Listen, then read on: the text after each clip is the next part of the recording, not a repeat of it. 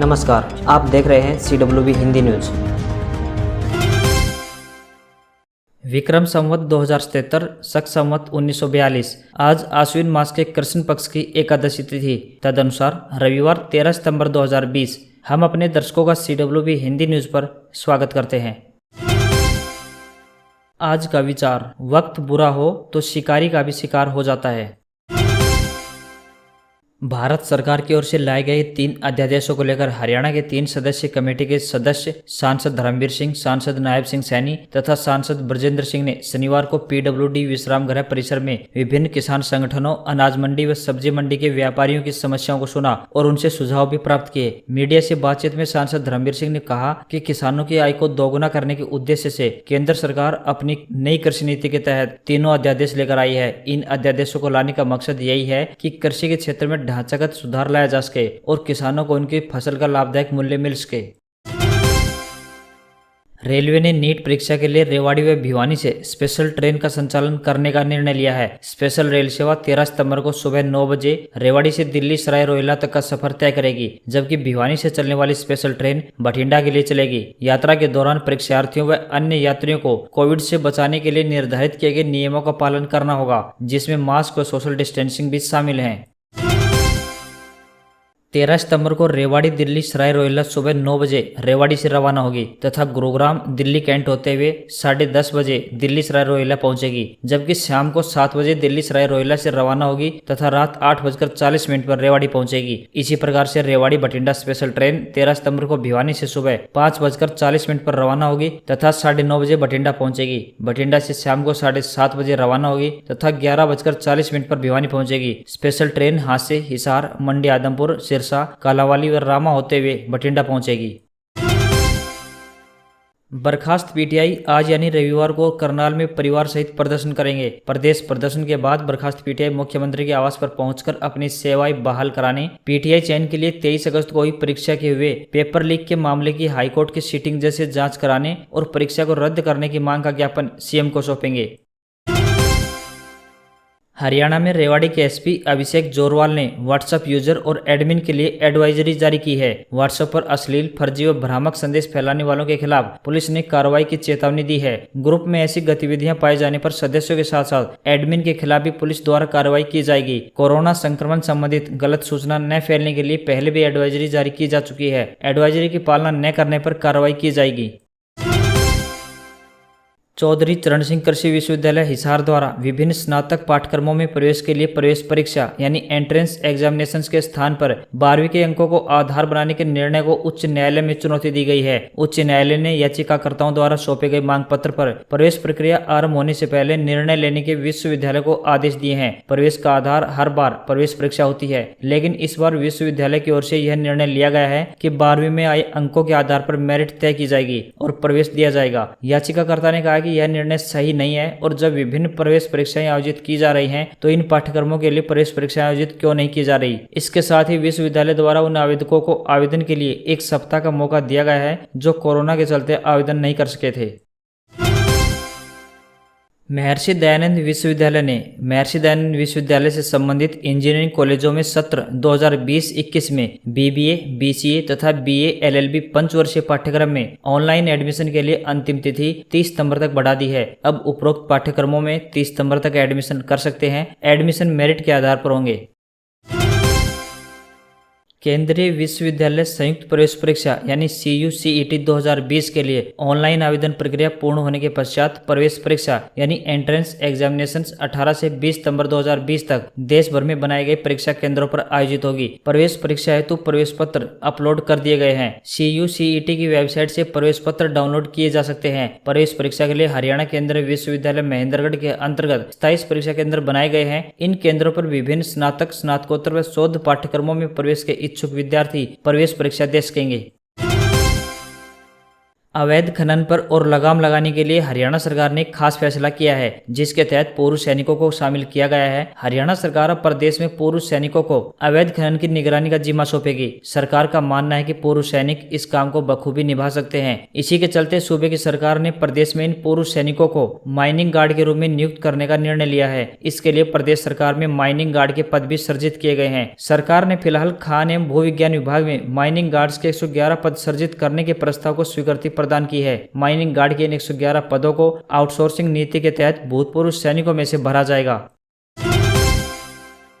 किसानों के लिए छिड़ी महाभारत में भी कांग्रेस के तीनों दिग्गजों में दिखा बिखराव। धर्मभूमि पर 10 सितंबर को ही किसान महाभारत के बाद सरकार को किसान के चक्रव्यूह में उलझाने की रणनीति को लेकर शुक्रवार को कांग्रेस के 3 दिग्गज कुरुक्षेत्र की रणभूमि में उतरे। सरकार के खिलाफ मोर्चाबंदी पर उतरे कांग्रेस प्रदेशाध्यक्ष कुमारी शैलजा, नेता प्रतिपक्ष भूपेंद्र सिंह हुड्डा, राष्ट्रीय प्रवक्ता रणदीप सिंह सुरजेवाला का कुरुक्षेत्र में आवागमन चंद घंटों के बीच हुआ, लेकिन तीनों इकट्ठे नहीं दिखे। इनमें से रणदीप सुरजेवाला सुबह 10 बजे, शैलजा 12 बजे और पूर्व सीएम भूपेंद्र सिंह हुड्डा 2 बजे कुरुक्षेत्र पहुंचे।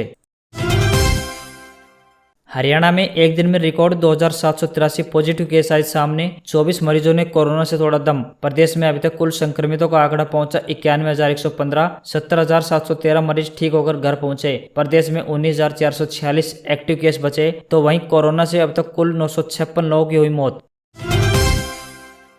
लंबे समय से परीक्षा देने के बाद शिक्षक बनने का इंतजार देख रहे अभ्यर्थियों के लिए अच्छी खबर है। हरियाणा स्टाफ सिलेक्शन कमीशन यानी HSSC ने TGT अंग्रेजी का परीक्षा परिणाम घोषित करने के बाद अटके इंटरव्यू की तारीख घोषित कर दी है। कमीशन की ओर से 5 और 6 अक्टूबर को 694 अभ्यर्थियों के इंटरव्यू लिए जाएंगे। इंटरव्यू में जाने वाले अभ्यर्थियों को कमीशन की वेबसाइट से एडमिट कार्ड डाउनलोड करने होंगे। एडमिट कार्ड 1 अक्टूबर को वेबसाइट पर अपलोड किए जाएंगे। 2015 से चल रही भर्ती प्रक्रिया में परीक्षा परिणाम घोषित करने के बाद इंटरव्यू शुरू किए गए थे।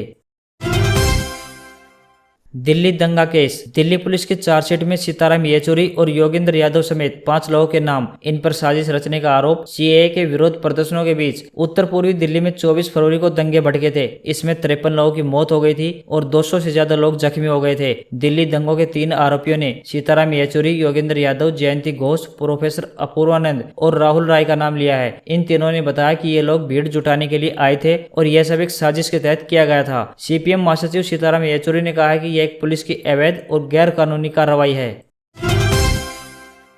भारत चीन सीमा पर हालात नाजुक बन गए हैं। चीन ने पूर्वी लद्दाख के पैंगोंग त्सो के दक्षिणी इलाके स्पांगुर गैप में भारी संख्या में सैनिक, टैंक और तोपों को तैनात कर दिया है। यह इलाका भारतीय सेना के राइफल रेंज से काफी करीब है। इसके बाद भारतीय सेना अलर्ट पर है। वहीं दोनों देशों के बीच लगातार 6वें दिन मिलिट्री लेवल की बातचीत बेनतीजा रही। सूत्रों के मुताबिक पीपुल्स लिबरेशन आर्मी यानी PLA ने गुरुंग हिल और मगर हिल के बीच स्पांगुर गैप में यह तैनाती 30 अगस्त के बाद से शुरू कर दी थी, जब भारत ने चुशुल के पास पैंगोंग त्सो के दक्षिणी किनारे की ऊंचाई वाले इलाकों पर कब्जा कर लिया था। सोनिया गांधी हेल्थ चेकअप के लिए राहुल के साथ विदेश रवाना। संसद सत्र में शामिल नहीं होंगी। तृणमूल के साथ और भाजपा के एक सांसद भी मौजूद नहीं रहेंगे। कांग्रेस अध्यक्ष सोनिया गांधी और राहुल गांधी के विदेश रवाना होने की खबर शनिवार शाम को सामने आई। सोनिया 2 हफ्ते बाद भारत लौटेंगी। संसद का मानसून सत्र 14 सितंबर से शुरू हो रहा है। इसका असर सत्र पर भी पड़ेगा। कुछ सांसद अपनी उम्र और स्वास्थ्य की वजह से सत्र में शामिल नहीं होंगे। Popular TV show Taarak Mehta Ka Ooltah चश्मा में नट्टू काका का किरदार निभाने वाले अभिनेता घनश्याम नायक के गले में 1-2 नहीं बल्कि 8 गांठ पाई गई। सोमवार 7 सितंबर के दिन हुए ऑपरेशन में ये गांठें निकाली गई हैं। 76 साल के अभिनेता मुंबई के मलाड स्थित सूचक अस्पताल में एडमिट हैं। शो के प्रोड्यूसर असित मोदी ने बिना काम किए दी सैलरी, जिससे इलाज हो सका। ड्रग्स केस में रिया चक्रवर्ती की गिरफ्तारी के बाद से लगातार ऐसा दावा किया जा रहा है कि उन्होंने NCB के सामने 25 बॉलीवुड सेलेब्स के नाम लिए हैं। अब इस मामले में एक्ट्रेस सारा अली खान, रकुल प्रीत सिंह, फैशन डिजाइनर सिमोट खंबाटा और सुशांत की दोस्त रोहिणी अय्यर के अलावा कास्टिंग डायरेक्टर मुकेश छाबड़ा का नाम भी सामने आ रहा है। इसमें सबसे ज्यादा चौंकाने वाला नाम सारा अली खान का है, जिन्होंने 2018 में सुशांत सिंह राजपूत के साथ फिल्म केदारनाथ से डेब्यू किया था। कुछ रिपोर्ट्स में सारा को लेकर दावा किया जा रहा है कि उन्होंने तब ड्रग्स लिया था जब वे 2018 में सुशांत सिंह राजपूत के साथ थाईलैंड ट्रिप पर गई थी। बॉलीवुड में शोक की लहर। 35 साल की उम्र में किडनी फेल होने से आदित्य पौडवाल का निधन। पंकज उधास, अरमान मलिक से लेकर शंकर महादेवन ने जताया शोक। Popular playback singer Anuradha Paudwal के बेटे आदित्य पौडवाल अब इस दुनिया में नहीं है। आदित्य म्यूजिक कंपोजर और अरेंजर थे। आदित्य कई दिनों से अस्पताल में भर्ती अपना इलाज करवा रहे थे। इस बीच किडनी फेल होने के कारण शनिवार सुबह उनका निधन हो गया। महज 35 साल के एक यंग टैलेंट को खोकर इंडस्ट्री सदमे में है। 90 के दशक में अनुराधा पौडवाल अपने कैरियर के शिखर पर थी। उसी समय 1991 में उनके पति अरुण की एक दुर्घटना में मृत्यु हो गई थी। अब बेटा भी साथ छोड़कर चला गया। उनकी एक बेटी है जिसका नाम कविता पौडवाल है। ईरानी रेसलर को फांसी। नाविद अफकारी को सिक्योरिटी गार्ड की हत्या का दोषी पाया गया था। डोनाल्ड ट्रंप और आईओसी समेत कई संगठनों ने दया की मांग की थी। नाविद अफकारी ने अगस्त 2018 में सरकार विरोधी अभियान में हिस्सा लिया था। इसी दौरान एक सिक्योरिटी गार्ड की हत्या हुई। मामले में नाविद दोषी पाए गए थे। नाविद को सदर्न ईरान के शिराज शहर की आदिलाबाद जेल में फांसी दी गई। इस पर आईओसी ने ट्वीट किया कि हम और रेसलिंग समेत कई फेडरेशन ने हाल ही में नाविद की जान बचाने के लिए पूरी कोशिश की और ईरानी सरकार से अपील की थी, लेकिन हम सभी अपनी कोशिश में हार गए और लक्ष्य को पूरा नहीं कर सके। वैश्विक मुद्रा बाजार में उथल पुथल। ईरान की मुद्रा भारी गिरावट के साथ नए निचले स्तर पर पहुंची। $1 के मुकाबले 2,62,000 रियाल बिके। 2015 में शक्तिशाली देशों के साथ ईरान के हुए परमाणु समझौते के समय 32,000 रियाल के बदले $1 मिल रहा था। गुरुवार को 2,56,000 रियाल के मुकाबले ट्रेड कर रहा था $1। जून के आखिर में $1 के मुकाबले 2 लाख रियाल ट्रेड कर रहे थे। सुस्त कारोबार से बेहाल। सीमेंट की कीमतों में आई गिरावट। अब दिवाली के साथ त्योहारी सीजन पर कंपनियों की नजर। मांग बढ़ने की उम्मीद। कोरोना संकट के बीच सीमेंट की कीमत और मांग दोनों में गिरावट आई है। इस गिरावट की वजह से कोरोना का बढ़ता प्रकोप और लेबर की कमी को माना जा रहा है। ऐसे में अब कंपनियों को दिवाली के साथ आने वाले त्योहारी सीजन में मांग में बढ़त की उम्मीद है। नीट यूजी 2020 आज। हल्के रंग के ढीले कपड़े पहनकर जाना होगा परीक्षा केंद्र। फुल स्लीव शर्ट, बड़े बटन वाले कपड़े पहनने की है मनाही। मेडिकल में एडमिशन के लिए रविवार 13 सितंबर यानी आज होने वाले नीट यूजी 2020 में करीब 15 लाख परीक्षार्थी शामिल होंगे। इस सिलसिले में हाल ही में केंद्रीय स्वास्थ्य मंत्रालय ने परीक्षा के आयोजन को लेकर संशोधित स्टैंडर्ड ऑपरेटिंग प्रोसीजर यानी SOP जारी किया है। इसके अलावा परीक्षा में शामिल होने के लिए NTA ने भी परीक्षा सेंटर में ले जाने वाली चीजों के बारे में जानकारी दी है। साथ ही ड्रेस कोड और अन्य दिशा निर्देश भी जारी किए हैं। JEE advance 2020। JEE main qualify करने वाले कैंडिडेट्स के लिए रजिस्ट्रेशन प्रोसेस शुरू। 17 सितंबर तक करें अप्लाई। JEE मेन रिजल्ट को लेकर लगातार जारी अनिश्चितता के बीच NTA ने शुक्रवार देर रात परीक्षा के परिणाम जारी कर दिए हैं। परीक्षा में सफल होने वाले कैंडिडेट्स JEE एडवांस के लिए रजिस्ट्रेशन करा सकते हैं। स्टूडेंट्स 17 सितंबर शाम 5 बजे तक ऑनलाइन रजिस्ट्रेशन करा सकते हैं। देश भर के IITs में एडमिशन के लिए इस परीक्षा का आयोजन IIT दिल्ली कराती है। स्टूडेंट्स ध्यान रखें कि JEE मेन में क्वालिफाई होने वाले कैंडिडेट्स ही JEE एडवांस के लिए रजिस्ट्रेशन करा सकते हैं।